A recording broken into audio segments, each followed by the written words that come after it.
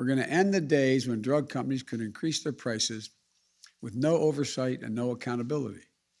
Going forward, drug companies that increase their prices faster than inflation are going to face a steep excise tax. In other words, if you're saying to we're saying to drug companies, if you're finally doing it because to be accountable, when your prices to the American people go up, you're going to be accountable.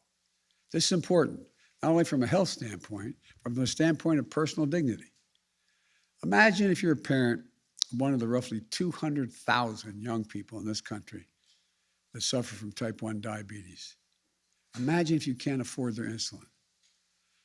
It's not only a risk to your child's life, it deprives you of your dignity.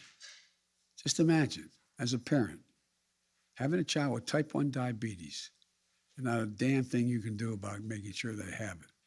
You've sold what you can sell. You don't have the money to get it done.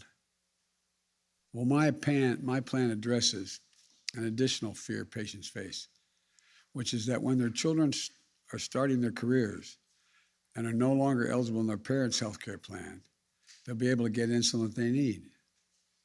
Outrageous cost affecting everyone across the board, spanning every kind of condition and disease. I remember what it was like for my mom when she got older and moved in with us.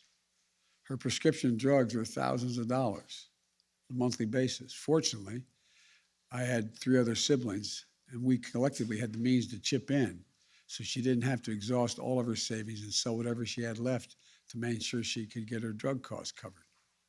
So I'm committed to using every tool I have to lower prescription drug costs for Americans, consistent with the drug companies getting a fair return on their investment. To really solve this problem, we need the Senate to follow the House of Representatives' lead and pass my Build Back Better bill. In addition to the specific progress that the Build Back Better bill is going to make for families facing diabetes, it will also take the additional step of lowering drug costs for people on Medicare.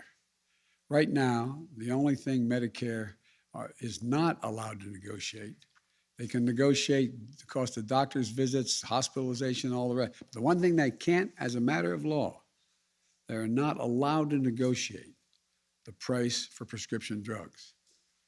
For everything else, doctor's visits, crutches, they can negotiate. My plan gets rid of that prohibition. What I'm proposing is that we negotiate a fair price, one that reflects the cost of research and development and need for significant need for significant profit. But that is still affordable to consumers. Right now, drug companies will set the price at whatever market will bear.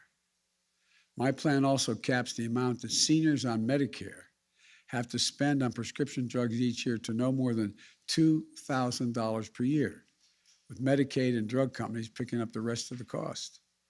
And again, our plan says that any drug company can only raise prices based on the rate of inflation and caps insulin cost sharing at $35 a month.